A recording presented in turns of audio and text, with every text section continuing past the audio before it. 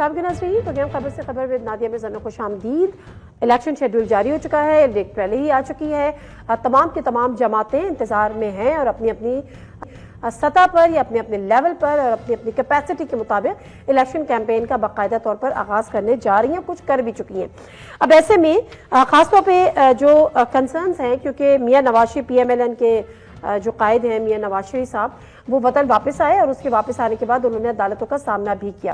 عدالتوں سے ان کو ریلیف بھی ملا، اور جو بقول PMLN کے کہ جو بوکس کیسز ان کے اوپر بنائے گئے ہوئے تھے اور وہاں سے اب وہ ریلیف مل رہا ہے۔ یاد رہے کہ پہلے ان کو تاحیات نااہل کیا تھا اور اس کے بعد جو پارلیمنٹ سے ایک جب بل ہوا تو اس کے بعد وہ نااہلی 5 سال کے لیے کی، لیکن ابھی بھی یہ ابہام ہے کچھ جگہوں پر کہ آیا کہ نواز شریف صاحب اگلے الیکشن لڑنے کے لیے اب اہل ہو چکے ہیں یا نہیں ہیں۔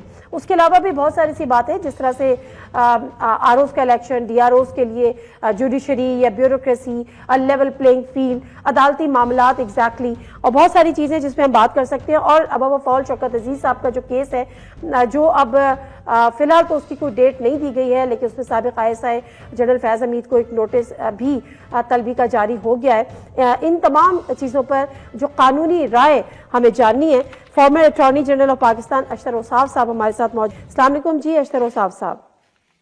السلام اشتر اوصاف صاحب، جاننا آپ سے آپ کی ماہرانہ رائے ہے سر، اور بات یہ ہے کہ جس طرح سے میاں نواز شریف صاحب کو کیسز میں ریلیف ملا ہے، لیکن اس کے باوجود جس میں ان کی جو اقامہ والا جو ان کا کیس تھا وہ شاید ابھی تک جس میں نااہلی ہوئی تھی، اب مجھے بھی اور بہت سارے جاننے والے بھی یہ جاننا چاہ رہے ہیں کہ آیا جن کیسز میں ریلیف ان کو مل گیا، چاہے وہ العزیزیہ ہو، ایون فیلڈ اپارٹمنٹس ہو، کیا اب وہ الیکشن کانٹیسٹ کرنے کے لیے ایلیجیبل ہیں، کوالیفائڈ ہیں؟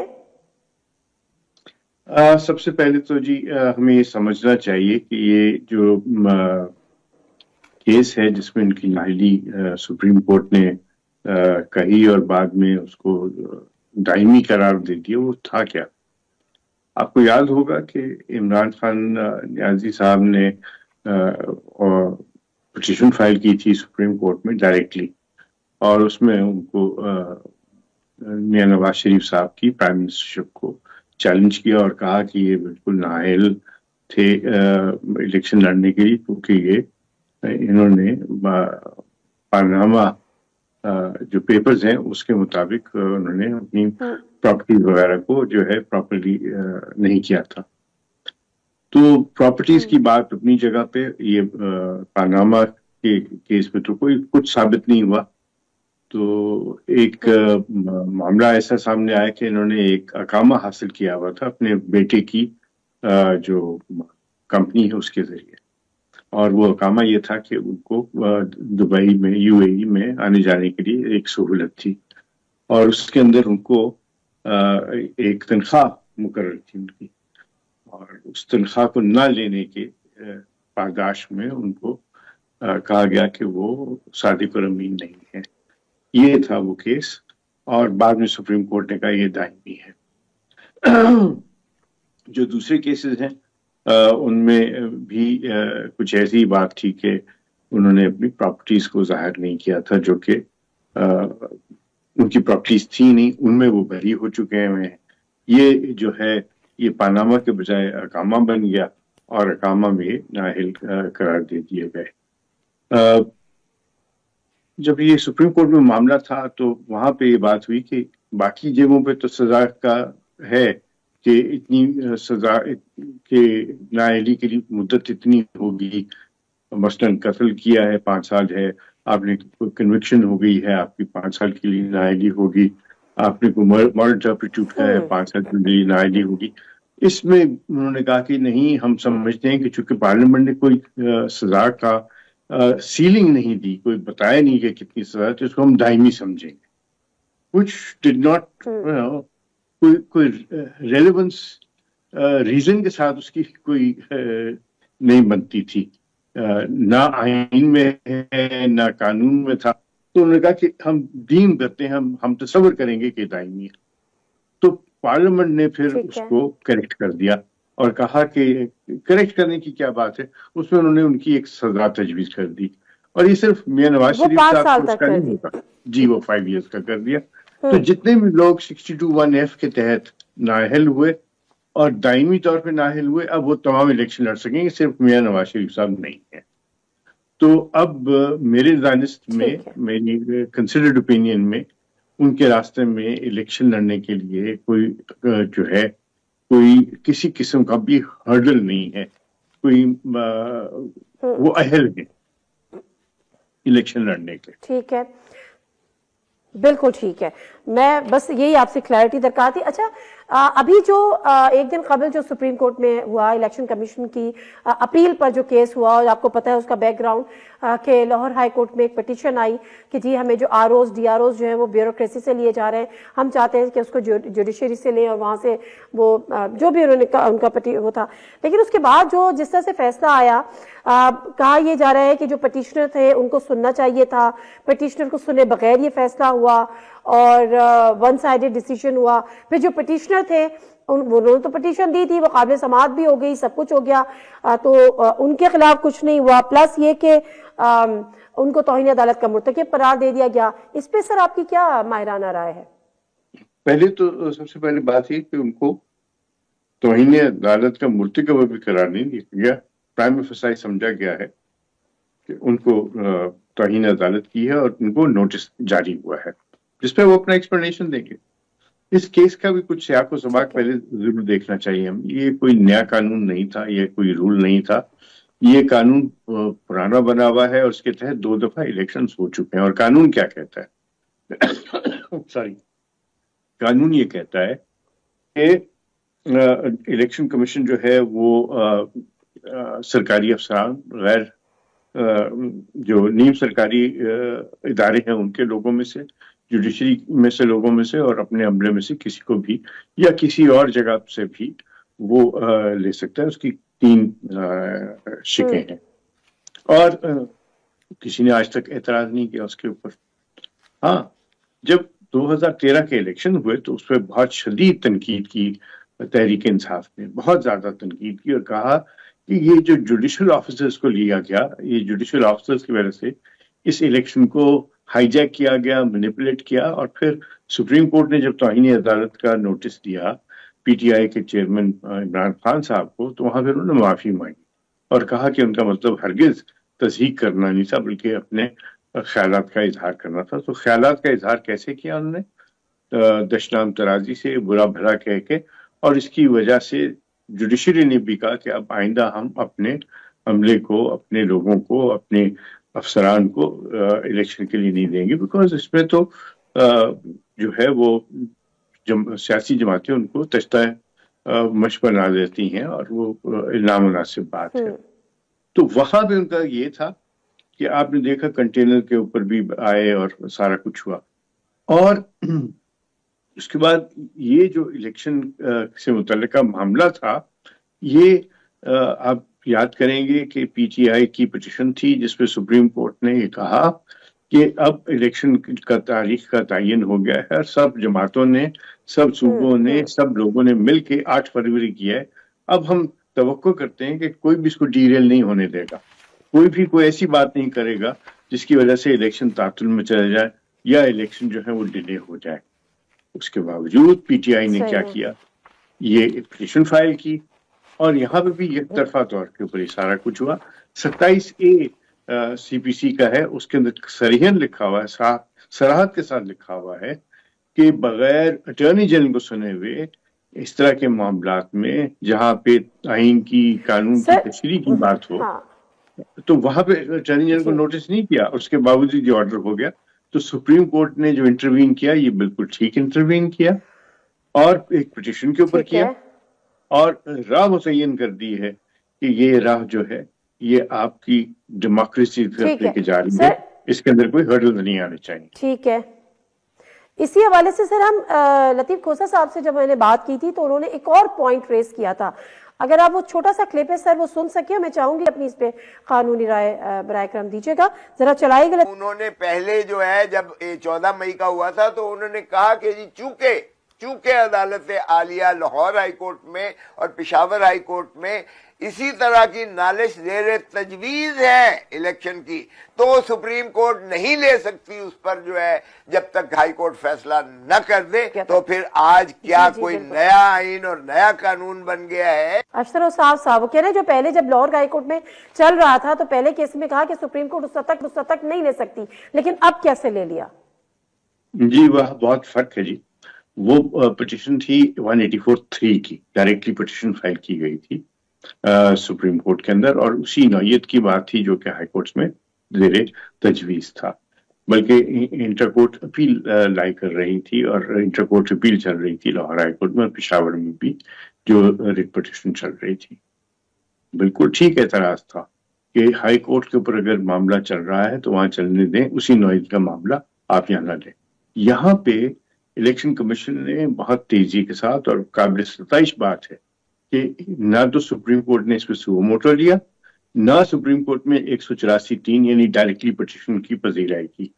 یہ تھی اپیل، اور اپیل سب کا حق ہے. اپیل فائل کی جا سکتی ہے اگر کوئی انٹرم آرڈر ہو، اور یہ عبوری نوعیت کا آرڈر تھا جو کہ ہائی کورٹ نے کیا، اس کو چیلنج کیا تھا، اور یہ بالکل ڈفرینٹ نوعیت ہے اور اس کے اوپر کسی کو کوئی اعتراض نہیں ہو سکتا. بالکل ٹھیک ہے سر. ایک آخری سوال آپ سے جاننا چاہوں گی، کیونکہ ایک نوٹیفیکیشن سامنے آیا اور اس میں کہا کہ ملک بھر کے ایئرپورٹس پر ججز اور ان کی بیگمات کو ہوائی اڈوں پہ تلاشی سے مستثنا قرار دے دیا گیا ہے، اور حکم نامے میں یہ بھی کہا گیا کہ سیکریٹری ایویشن کی ہدایت پر کہ ملک بھر کے ہوائی اڈے پہ چیف جسٹس اور ان کی اہلیہ کی تلاشی نہیں ہوگی، اور اس کے ساتھ ساتھ جتنے بھی حاضر سروس ججز ہیں ان کی بیگمات کی بھی تلاشی نہیں لی جائے گی. اور استثناء سے متعلق حکم نامہ 12 اکتوبر کو جاری کیا گیا تھا، اور یہ سپریم کورٹ کی ہدایت پہ جاری کیا گیا تھا. سر اس کی ضرورت کیوں پیش آئی؟ یہ ایک کیا یہ مناسب ہے؟ بہت نامناسب بات ہے. وہ اس لیے نامناسب ہے کہ ہمیں یہ تو سمجھ آتا ہے کہ آپ استثناء دے دیں کسی شخصیت کو کیونکہ وہ سرکاری حیثیت میں سفر کر رہے ہیں، لیکن پرائیویٹ لوگوں کو استثناء دینا یہ میری سمجھ سے ذرا دور ہے. شاید یہ مناسب بات نہیں ہے، یہ کبھی بھی نہیں ہوا. اور مجھے یقین ہے کہ جب یہ بات اعلیٰ جوڈیشری کے جو لوگ ہیں ان کی نوٹس میں آئے گا تو یہ اس کو واپس لے لیا جائے گا. یہ سمجھ ضرور آتا ہے کہ کچھ لوگ جو ہیں ان کو استثناء دے دیا جائے، لیکن پرائیویٹ لوگوں کو استثناء دینا شاید مناسب نہیں ہے. ٹھیک ہے، تھینک یو ویری مچ اشتر صاحب آپ کے ٹائم کا. اور بڑی کے ساتھ انہوں نے جو ان کی قانونی رائے تھی، ایک تو میاں محمد نواز شریف صاحب کے بارے میں کہ مکمل طور پر اب وہ کوالیفائڈ ہیں، ایلیجیبل ہیں، اب وہ الیکشن کانٹیسٹ کر سکتے ہیں، لیکن جو نوٹیفیکیشن والی بات ہے اس کو انہوں نے بھی نامناسب قرار دیا ہے. میں بریک لے لیتی ہوں، بریک سے واپس آتی ہوں. تو جو ایک دن قبل والی سپریم کورٹ کی کارروائی جس میں مشال یوسفزئی اس ڈیکورم کو وائلیٹ کرتی ہوئی پائی گئی کہ جب فیصلہ لکھوایا جا رہا تھا اس کو انہوں نے انٹرپٹ کیا، جس پر جو ہے وہ ان کو ایک تنبیہ بھی ایک طرح سے کی گئی. اس کو وہ ہمارے ساتھ موجود ہوں گی، بیرسٹر دانیال چودھری صاحب موجود ہوں گے، اور ذرا یہ معاملہ ہے کیا اس حوالے سے بھی بات کریں گے. جنازے پروگرام میں ایک دفعہ پھر آپ کو خوش آمدید. اور ایک دن قبل یعنی پرسوں فرائیڈے کو جو ایک ہیئرنگ ہوئی اور سپریم کورٹ میں الیکشنز کو لے کر جو پٹیشنر جو کہ لاہور ہائی کورٹ میں تھا، اور اس کے بعد کے الیکشنز میں جو آر اوز اور ڈی آر اوز جو ہیں وہ بیوروکریسی سے نہیں جوڈیشری سے لے جائیں، اس کو لے کر جب سپریم کورٹ نے اس کا نوٹس لیا اور الیکشن کمیشن نے اس کی اپیل دائر کی، یہ تمام چیزیں ہوئی اور ہم نے اور آپ نے وہ کارروائی براہ راست بھی دیکھی. جو پٹیشنر تھے ان کو سنا نہیں گیا، لیکن ان کو کنٹیمپٹ آف کورٹ کا نوٹس جاری کر دیا گیا. لیکن اس کے ساتھ ساتھ جو جج تھے یا جنہوں نے جو رجسٹرار ہوتے ہیں جو کہ پٹیشن کو قابل سماعت قرار دیتے ہیں، اس حوالے سے لوگوں کا کہنا ہے کہ ان کے خلاف کوئی بات نہیں کی گئی. خیر یہ تو ایک الگ کہانی ہے. ایک اور کیریکٹر جو اس ہیئرنگ کے بعد بہت مشہور ہوا، سوشل میڈیا پہ بھی آیا اور اس پہ نیگیٹو بات بھی ہوئی، پازیٹیو بھی ہوئی، لوگوں نے اس کو غلط بھی کہا، کچھ نے صحیح بھی کہا، ایک لمبی بحث ہوئی. بتانے سے پہلے ایک کلپ ہے، وہ دیکھیے گا، آپ کو خود اندازہ ہو جائے گا. My lord, actually, Please sit down. Who are you? You are dictating an order. Please sit down. Seems to be no respect for anybody anymore.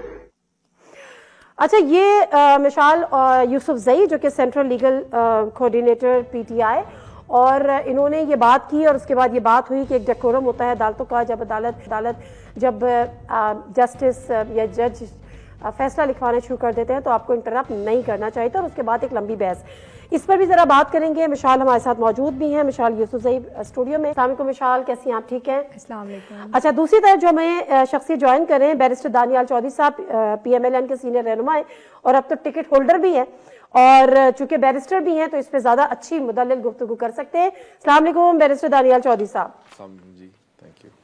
Chaudhry صاحب ویسے تو آپ کو مبارک ہو کہ آپ کو ٹکٹ فائنلی مل گیا ہے، کیا ارادہ ہے، جیتنا ہے؟ جی انشاءاللہ جی، ابھی ٹکٹس تو آفیشلی اناؤنس ہونے کو کچھ ٹائم ہے، لیکن شیخ رشید کے خلاف پہلے بھی لڑے تھے اور آج تو بلکہ کچھ دن سے یہ بات بھی اب چل رہی ہے، اب تو اس کو میرے خیال سے کوئی پارٹی اون بھی نہیں کرے گی، تو انشاءاللہ اچھی طرح جیتیں گے، اور جو اس کے ساتھ میچ فکس کرنے والے اس دفعہ وہ بھی نہیں ہے۔ چلے خیر، اس پہ بات بعد میں کرتے ہیں۔ مشال، اب آپ کے اوپر جو الزامات ہیں وہ سب سے پہلے تو یہ ہے کہ کسی نے لکھا کہ آپ میڈیا اٹینشن چاہتی تھی، کسی نے یہ بھی لکھا، کسی نے کہا کہ آپ جو ہے وہ زیادہ جذباتی ہو گئی تھی کیونکہ آپ کی پی ٹی آئی کی سے لگاؤ تھا، کسی نے لکھا پتہ نہیں آپ وکیل ہیں بھی نہیں ہیں، جب ایک ڈیکورم ہوتا ہے، جج جو ہے وہ جب فیصلہ سنانا شروع کر دیتے ہیں، اگر آپ ایک پروفیشنل لائر ہوتی تو آپ اس طرح سے بیچ سے انٹرپٹ نہیں کرتی، کیا جواب ہے ان الزامات کا آپ کے پاس؟ جی، سب سے پہلے تو میں آپ کو میڈیا والی بات کروں گی، کیونکہ چونکہ میں as a central legal coordinator deal کر رہی ہوں، اور آپ کو پتہ ہے کہ پچھلے 18 مہینوں سے پی ٹی آئی کے ساتھ کیا ہو رہا ہے، کیسے ہم لیٹیگیشن میں جا رہے اور کیسے یہ قانونی لڑائی چل رہی ہے، تو میں اتنی آکوپائڈ ہوتی ہوں کہ آپ کسی سے بھی پوچھ لیں، مجھ سے بہت سے لوگوں نے کانٹیکٹ کیا، لیکن اوور برڈن ہو جاتا ہے تو میں میڈیا پہ زیادہ تر نہیں آتی، اپنے کام سے کام رکھتی ہوں۔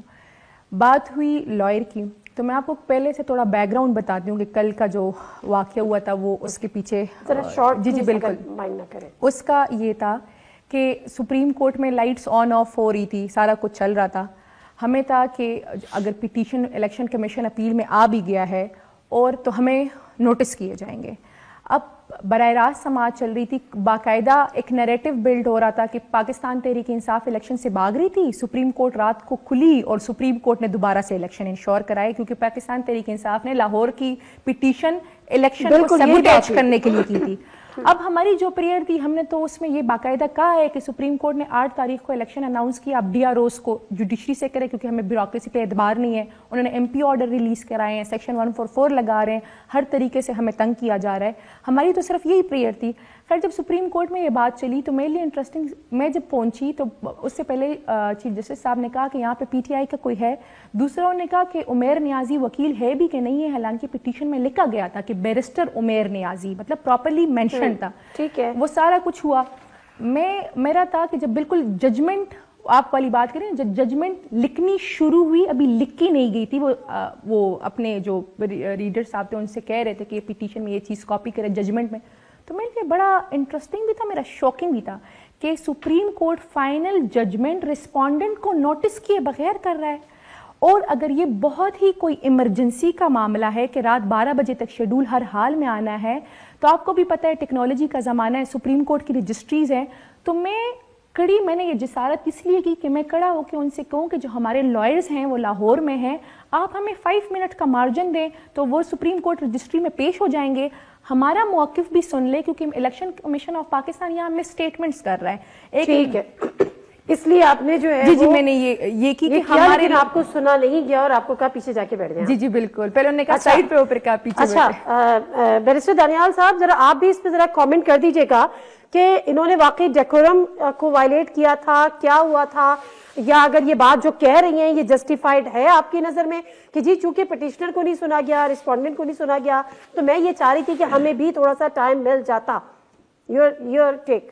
دیکھیں جی، بسم اللہ الرحمن الرحیم، ایسا پاسبل نہیں ہوتا، اگر تو یہ سپریم کورٹ کی لائر ہیں، سپریم کورٹ کا لائسنس ہولڈر ہیں، اور مجھے نہیں پتا یہ ہیں یا نہیں ہیں، لیکن اگر یہ سپریم کورٹ کی لائسنس ہولڈر نہیں ہے تو شی کی not stand as a rostrum and speak.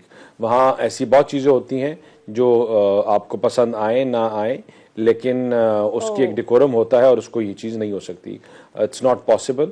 اور یہ تو بڑے لینینٹ طریقوں سے ججز نے اس کو ڈیل کیا. میں when I started میں پریکٹس میں سردار اسحاق صاحب کے ساتھ, ہمارے سینئر جج ان کے ساتھ لائر تھے, پریکٹس کرتا تھا, تو وہاں تو اس طرح مس کنڈکٹ یا بولنے پہ تو پینلائز بھی کر دیتے ہیں سپریم کورٹ کے ججز. بڑا اسٹرکٹ وہاں کا ڈیکورم کو مینٹین کیا جاتا ہے. اور بلکہ کبھی آپ کا جو مدعی ہوتے ہیں وہ خود بول لیں, ان کا وکیل نہ آیا ہو اور وداؤٹ ٹرن یا وکیل بول رہا ہو وہ کر رہے ہیں, تو اس کو بھی پینلائز کر دیتے ہیں, وکیل کو بھی ساتھ. تو اٹس ناٹ پاسبل, اس طرح ہوتا نہیں ہے, اس سپریم کورٹ کا ڈیکورم کے خلاف ہے. بالکل ٹھیک ہے. اب مجھے اس کے ساتھ ساتھ یہ بتا دیجئے کہ جو سپریم کورٹ کا ڈیسیژن تو آ گیا, پھر انہوں نے الیکشن کمیشن کو بھی کہہ دیا اور پٹیشنر کو انہوں نے کنٹیمپٹ آف کورٹ کا نوٹس بھی دے دیا. اب دو چیزیں جو لوگ اس پہ سوال اٹھا رہے ہیں, مجھے آپ کی رہنمائی درکار ہے اس پہ, کہ ایک تو یہ کہ پٹیشنر کو یعنی رسپونڈنٹ کو سنا ہی نہیں گیا اور یک طرفہ فیصلہ دے دیا. دوسرا جو بات ہو رہی ہے وہ یہ ہو رہی ہے کہ پٹیشنر تھے, انہوں نے تو ایک پٹیشن دی, لیکن جس نے اس پٹیشن کو قابل سماعت قرار دیا اور پھر جس جج نے سنا اس کو بھی کچھ نہیں کہا گیا. اچھا, میں آپ کو ایک چیز بتاؤں کہ ایک نا نادیہ کی بڑا جب آپ کی پٹیشن دائر ہوتی ہے نا, تو اس میں بہت دفعہ یہ ہوتا ہے کہ یہ ہائی کورٹ میں, بلکہ ہمارے اپنے کیسز میں ملٹیپل ایسا ہوا کہ ہم نہیں آئے, جج نے ایک انٹرم آرڈر پاس کیا.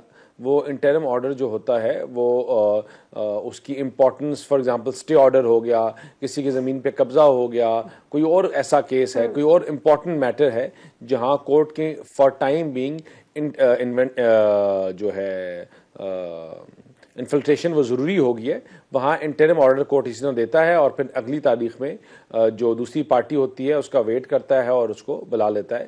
تو اس میں کوئی آؤٹ آف دا نارم یا کوئی ایسی کوئی بڑی بات نہیں ہے نا. یہاں تو انٹرم آرڈر نہیں تھا, کلیئر کنٹیمپٹ آف کورٹ کر دیا اس کو. نہیں نا, تو وہی سنا نہیں جاتا تو بہتر نہیں ہوتا. نہیں, یہ انٹرم آرڈر ہے نا جی, تو کورٹ نے بتا دیا, جو جج جو کنٹیمپٹ کی بات کی, سارا کچھ کی, کس کے خلاف کی, کیونکہ میٹر سب جوڈس ہے, میں اس کے اوپر زیادہ کامنٹ نہیں کرنا چاہوں گا کیونکہ ہمارے بعض فاضل ججز غصہ کر جاتے ہیں.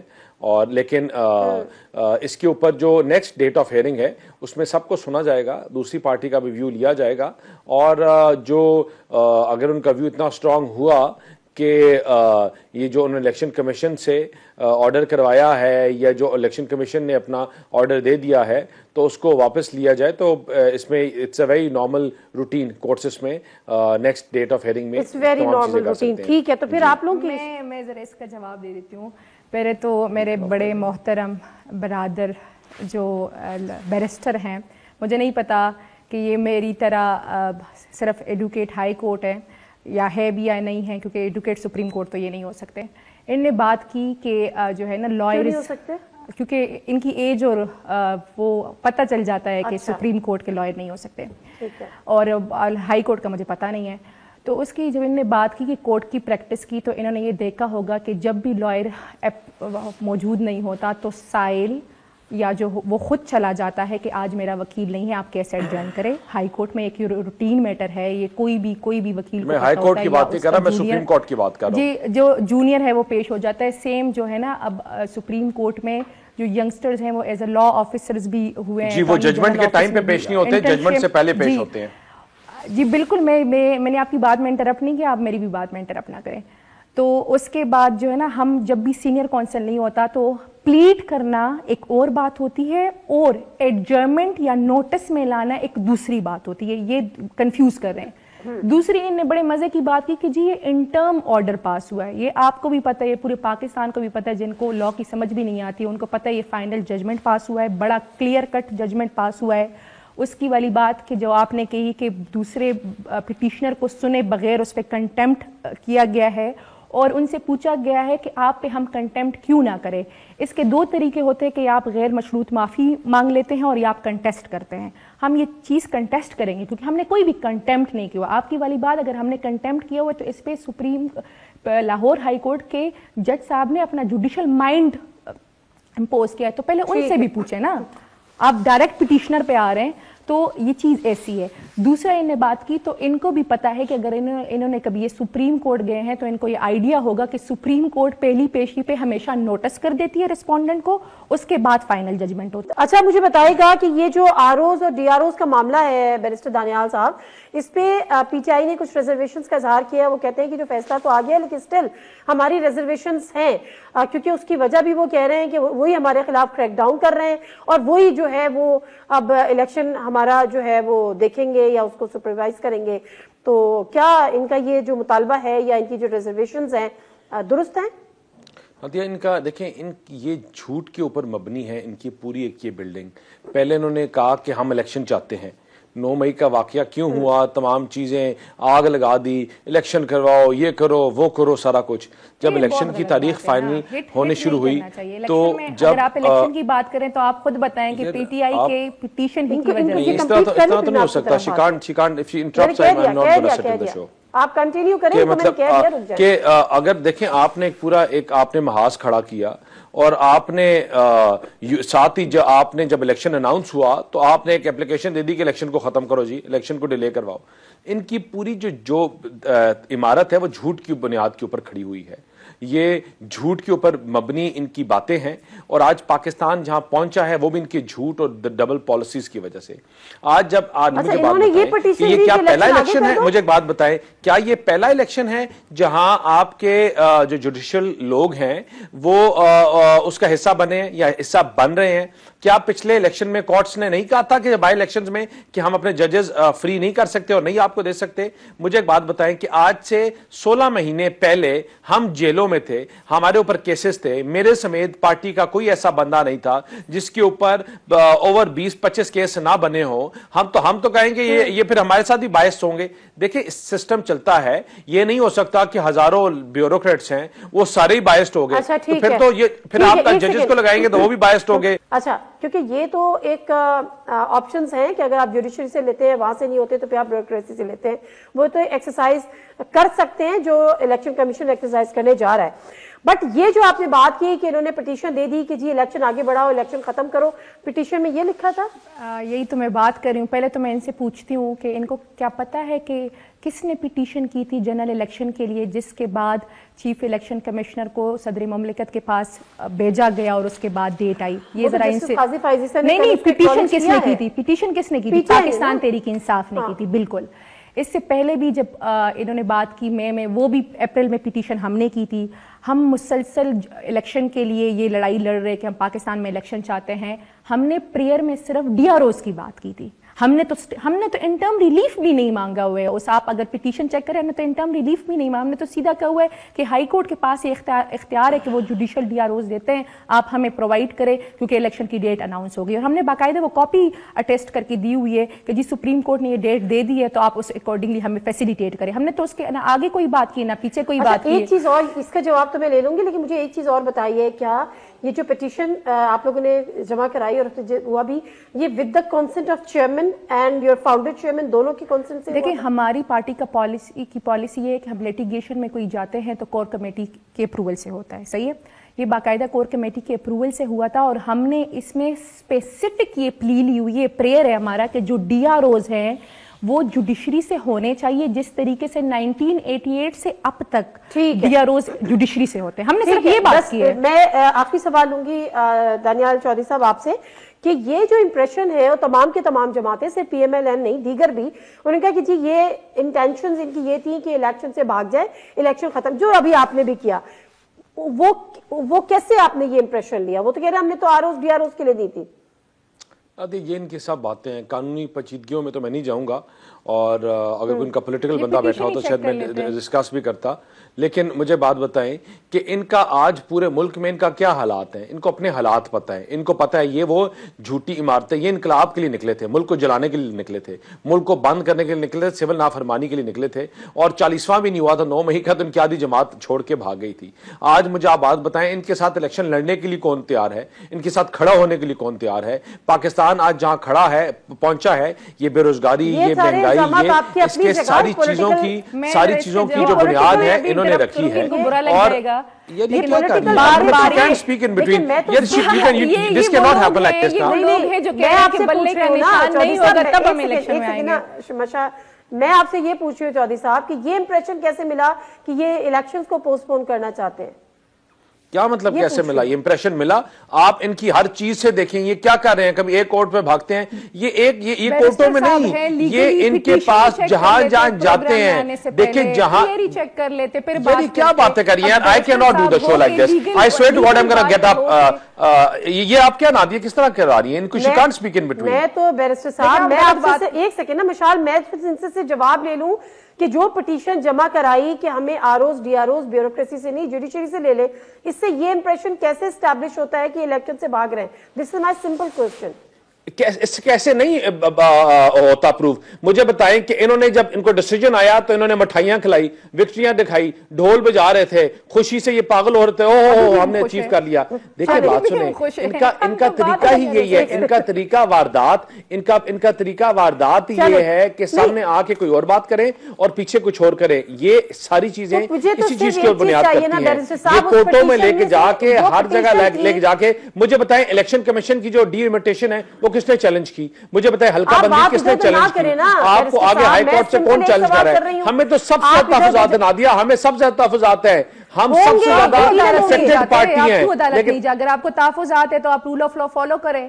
میں تو صرف ایک سوال کر رہی ہوں, پٹیشن سے کیسے یہ امپریشن اسٹیبلش ہوا کہ یہ بھاگ رہے ہیں؟ یہ ایک پٹیشن سے نہیں ثابت ہو رہا, میں آپ کو بتا رہا ہوں ان کے کورس آف ایکشن سے, کنٹینیوس ایکشن سے ثابت ہو رہا ہے. جو ان کی بحثیں ہیں, جو ان کی باتیں ہیں, ان سے ثابت ہو رہا ہے, اور بار بار ثابت ہو رہا ہے کیونکہ ان کے پاس کوئی کھڑا ہونے کے لیے کچھ دینے کے لیے ہے نہیں, سوائے جھوٹ کے ان کے پاس کچھ بیچنے کے لیے نہیں ہے, اور سوائے جھوٹے دعووں کے.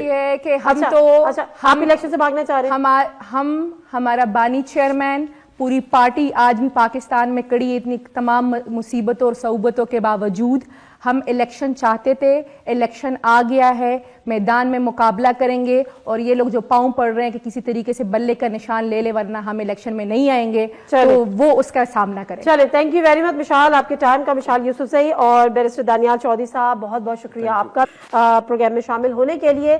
ایک مختصر سا بریک دوں گی, اور بریک سے واپس آئیں گے تو ذرا پاکستان میں جو ٹیررزم کی نیو ویو ہے اس پہ بھی بات کریں گے کہ کیا ایسے عوامل ہوئے جس کی وجہ سے ایک نئی دہشت گردی کی لہر کا ہم کو سامنا ہے. مختصر سا بریک, واپس آتے ہیں.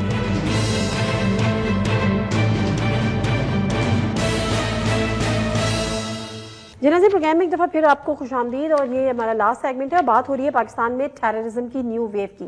پاکستان کے لیے دہشت گردی یا ٹیررزم کوئی نئی بات نہیں ہے, لیکن ہم نے کافی عرصے سے ہم نے یہ دیکھا, اس کے بعد ہم نے اس کے خلاف ایک بھرپور جنگ بھی لڑی, اور ہم نے یہ بھی دیکھا کہ ہم نے دہشت گردوں کی بری طرح سے کمر توڑ بھی دی. لیکن حالیہ کچھ واقعات اور پچھلے کچھ عرصے سے ایک دفعہ پھر ایسا لگ رہا ہے کہ پاکستان میں دہشت گردی کی ایک نئی لہر آ گئی ہے. اگر میں صرف اس سال 2023 کی بات کروں تو 400 سے زیادہ سیکیورٹی اہلکار اس میں شہید ہو چکے ہیں, اور 300 سے زیادہ اس میں جو سویلینز ہیں وہ بھی اس میں شہید ہوئے ہیں. معاملہ ہے کیا, اور دوبارہ سے ہمیں اس دہشت گردی کا سامنا کیوں ہے, اس حوالے سے ہم بات کریں گے. ہمارے ساتھ ڈائریکٹر نیوز خراسان ڈائری کے موجود ہیں احسان اللہ ٹیپو محسود صاحب. السلام علیکم احسان اللہ صاحب, thank you very much for your time.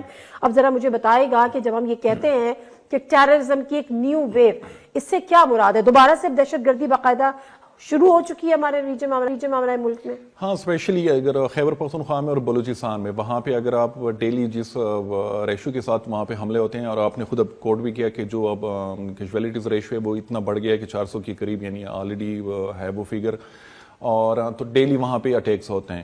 ہاں, کچھ بگ اسکیل جس کو ہم کہتے ہیں, جس طرح ڈی اے خان میں پچھلے دنوں میں ایک حملہ ہوا جس میں 23 سیکورٹی اہلکار شہید ہوئے. پھر کل جو ٹانگ کا حملہ تھا, جو پولیس کمپاؤنڈ پہ ہیڈ کوارٹر پہ حملہ تھا, وہ پورے تقریباً 2-3 گھنٹے وہ جاری رہا. تو اس طرح کے حملے, اور کچھ ایسے حملے ہوتے ہیں جن کی انٹینسٹی کم ہوتی ہے لیکن وہ ہوتے ہیں وہاں پہ. اس میں ٹارگیٹڈ اسیسینیشن, ٹارگیٹ کلنگ جسے کہتے ہیں. لیکن یہ کیسے ہوا؟ ہم نے تو دہشت گردوں کی کمر توڑ دی تھی. پھر یہ کیسے ہوا؟ یہ سب سے بڑا سوال ہے. سوری، اس کے ساتھ ساتھ یہ جو پی ٹی آئی کے دور کی بات کی جاتی ہے کہ انہوں نے ری سیٹل کیا ان لوگوں کو جس کی وجہ سے یہ دہشت گردی، یہ کس حد تک اس میں صداقت ہے؟ نہیں، اس میں ہے صداقت. یعنی وہ جو پیس پروسیس تھا ٹی ٹی پی کے ساتھ ریاست پاکستان کا، ہم اکثر وہ کرتے ہیں کہ اس کو ایک انڈیویجولز تک محدود کرتے ہیں کہ کور کمانڈر پشاور جنرل فید وہ کر رہے تھے، جنرل باجوہ کر رے تھے یا عمران خان، لیکن وہ ایک ریاست کا فیصلہ تھا کیونکہ وہ انڈیویجولز نہیں تھے. اس میں سویلین اور ملٹری اسٹیبلشمنٹ دونوں ان کی تھی انوالومنٹ، اور پورے 1.5 سال تک وہ پروسیس جاری رہا، جس کے نتیجے میں ٹی ٹی پی کی ایک بڑی تعداد جو ہے وہ پاکستان کے اندر دوبارہ سے آ گئی. یعنی اس وقت شرائط یہ تھے کہ آپ لوگوں کو دوبارہ واپس جانا پڑے گا، لیکن وہ جو گئے نہیں، وہ یہیں پہ رہے اور وہ اسلحہ سمیت آ گیا. حالانکہ یہ بتایا گیا تھا کیسے الاؤ کیا، کیوں الاؤ کیا، ریاست پاکستان کا یہ فیصلہ کیوں تھا؟ وہ اصل میں یہاں سے جب ڈیلیگیشن جانے لگے، اور اس میں بہت بڑی تعداد میں، اس میں سینئر سیکورٹی آفیشلز بھی تھے، سویلین جو بیوروکریٹس وغیرہ یا جو ممبر آف پارلیمنٹ تھے وہ بھی گئے، علماء اکرام کا ایک بہت بڑا وفد گیا، قبائلی مشران گئے. تو ٹی ٹی پی کی طرف سے بھی یہ مطالبہ سامنے آیا کہ آپ لوگ تو روزانہ آتے ہو افغانستان مذاکرات کے سلسلے میں، تو ہمیں بھی اجازت ملنی چاہیے تاکہ ہم اپنے علاقے میں چلے جائیں اور وہاں پہ ہمارے جو یعنی کچھ فوتگیاں ہوئی ہیں، ہمارے رشتہ دار ہیں، ہم ان سے بھی مل لیں. تو اس بہانے وہ یہاں پہ آ گئے، لیکن شرط یہ رکھی گئی تھی کہ آپ لوگ ان آرمڈ ہوں گے، اسلحہ سمیت نہیں آپ لوگ آؤ گے. لیکن وہ اسلحہ سمیت یہاں پہ آ گئے اور پھر یہاں پہ وہ رہے. لیکن صرف یہ وجہ بھی نہیں ہے، ابھی بھی یعنی ٹی ٹی پی کی جو ان کو وہ کہتے ہیں جو ملٹری ان کی ڈسپیچمنٹس ہوتی ہیں، ان کو تشکیل کہتے ہیں. تشکیل میں 25 سے لے کے 40 کے قریب لوگ ہوتے ہیں، ان کے جو فائٹرز ہیں وہ آ جاتے ہیں. تو ان کی موومنٹ ابھی بھی پاک افغان بارڈر سے یعنی ہو رہی ہے پاکستان کے اندر. اور خیبر پختونخوا میں یعنی ساؤتھ جو خیبر پختونخوا ہے، جو جنوبی حصہ ہے جس میں 6-7 ڈسٹرکٹس ہیں، وہاں پہ ان کی جو پریزنس ہے وہ بہت زیادہ الارمنگ ہے. اور میرے خیال میں جو ہمارے ادارے ہیں اس چیز کو دیکھ رہے ہیں، ان کو یہ ایشو بہت سیریس لینا چاہیے. مطلب ہم نے ان کو کہا کہ آپ آ جائیں اور وہ اسلحہ لے کر آ گئے اور ہمیں نہیں پتہ چلا. ہمیں پتہ چلا، لیکن میرے خیال میں اس وقت وہ مذاکرات کا جو نتیجہ تھا اس کے نتیجے میں یہ چیز اب کسی قسم کے مذاکرات ہو رہے ہیں ان سے ابھی دوبارہ سے، یعنی مولانا فضل الرحمان کے تھرو یعنی کچھ چیزیں ہو سکتا ہے دوبارہ مذاکرات کی طرف چیزیں چلی جائیں، لیکن ابھی تک وہ کنفرم نہیں ہے. انیشل اطلاعات ہیں، لیکن ہے اطلاعات ہیں وہ، یعنی آپ کریڈیبل بھی کہہ لیں کہ دوبارہ سے ہو سکتا ہے مذاکراتی سلسلہ شروع ہو. لیکن میرے خیال میں اس دفعہ جو مذاکرات ہوں گے تو وہ گورنمنٹ ٹو گورنمنٹ لیول ہوں گے، افغان گورنمنٹ کے ساتھ. اس میں یہ نہیں کہ ڈائریکٹ ٹی ٹی پی کے ساتھ. پچھلا جو دور تھا تو وہ ڈائریکٹ ٹی ٹی پی کے ساتھ مذاکرات ہو رہے تھے اور افغان طالبان صرف میڈیشن کر رہے تھے، خاص کر جو حقانی فیملی ہے. اور ابھی ہو سکتا ہے گورنمنٹ ٹو گورنمنٹ ہو. تو ٹیررزم کی بات ہو رہی تھی، تو اس میں تو یہ تھا کہ 2018 کے بعد ہم نے ٹرینڈ دیکھا جب سے یہ نئے سربراہ ہیں ٹی ٹی پی کے، مفتی نور علی محسود، کہ ہم نے دیکھا کہ دوبارہ سے گروپس مرج ہونا شروع ہو گئے ہیں ٹی ٹی پی میں. اور اس وقت 42 کے قریب گروپس جو ہیں وہ ٹی ٹی پی کا حصہ بن چکے ہیں. اور یہ صرف ٹی ٹی پی ایک آرگنائزیشن ہے، کچھ اور بھی ہیں. لشکری اسلام جو ایک تحریک جہاد پاکستان، جنہوں نے ابھی ریسنٹ بڑی ذمہ داریاں قبول کی ہیں، بالکل وہ ایک نئی تنظیم آئی ہے اور یہ بہت ہی لیتل تنظیم ہے. اس نے تقریباً 7 حملے کیے جس میں 22 ڈیز کے قریب انہوں نے خودکش حملہ آور یوز کیے ہیں. اور کی ملٹری جو انسٹالیشنز ہیں ان کو ٹارگٹ کیا گیا. مطالبات کیا ہیں ان کے؟ مطالبات تو وہی کہ ہم شریعہ چاہتے ہیں. اچھا، آئین پاکستان کو نہیں مانتے. ہاں، آئین پاکستان کو نہیں مانتے. اور وہ فاٹا مرجر کی بھی بات مذاکرات کے دور میں ٹی ٹی پی نے کہا تھا کہ فاٹا مرجر کو واپس لینا ہوگا اور کچھ علاقہ ہمیں دینا ہوگا. تو یہ مذاکرات اس وقت انہی شرائط پہ ہو رہے تھے. ٹھیک ہے. اچھا، اس کے ساتھ آپ مجھے بتائیں کہ جو افغان مہاجرین کو واپس بھیجنے والا جو سلسلہ ہے، جو ابھی ڈیٹ ایکسٹینڈ بھی کر دیا ہے، 29 فیب اس کو کر دیا ہے، یہ اس ہیلپ آؤٹ کرے گا ہمیں ٹیررزم کو کرب کرنے کے لیے، یا آپ کو لگتا ہے کہ وہ پھر اس کو ریبٹل بھی آئے گا اس کا کوئی؟ نہیں، یہاں پہ ایک بات ہے کہ یہ جو ریفیوجیز تھے، یہ ٹیررزم اس میں انوالو تھے. ہماری سیکورٹی ایجنسیز کی یہ اسیسمنٹ ہے. ہو سکتا ہے یعنی یہ میرے پاس انفارمیشن نہیں ہے، لیکن جو ریسنٹ حملے ہوئے ہیں جس کے حوالے سے ہمارے انٹیریئر منسٹر جو تھے سرفراز بگٹی، انہوں نے بھی کلیم کیا کہ 15 کے 24 جو حملہ آور یعنی حملے ہوئے ہیں جس میں 15 کے قریب جو حملہ آور تھے وہ ان کا تعلق افغانستان سے تھا. تو وہ افغانستان سے ریسنٹلی آئے تھے پاکستان، اور وہ یہ بھی اطلاعات ہیں کہ وہ افغان طالبان کے فوٹ سولجرز تھے جنہوں نے ٹی ٹی پی یا پاکستانی طالبان کے رینکس جوائن کر کے پاکستان میں حملے کیے ہیں. تو یہ اطلاعات ہیں. لیکن ریفیوجیز کا جو فیصلہ ہے، یعنی اس کو اگر ہم اس اینگل سے دیکھ لیں کہ ہاں انڈاکومنٹڈ، وہ پوری دنیا میں کوئی بھی اس کو اجازت نہیں دے سکتا کہ وہ یہاں پہ رہے. لیکن میرے خیال میں ٹیررزم کے ساتھ لنک کرنا، یعنی میری اپنی جو اسیسمنٹ ہے وہ مجھے اتنی یہ چیز ویلڈ نظر نہیں آ رہی. ہاں، باقی وہ ہیں کہ آپ انڈاکومنٹڈ ہیں، یہاں سے نکلنا چاہیے.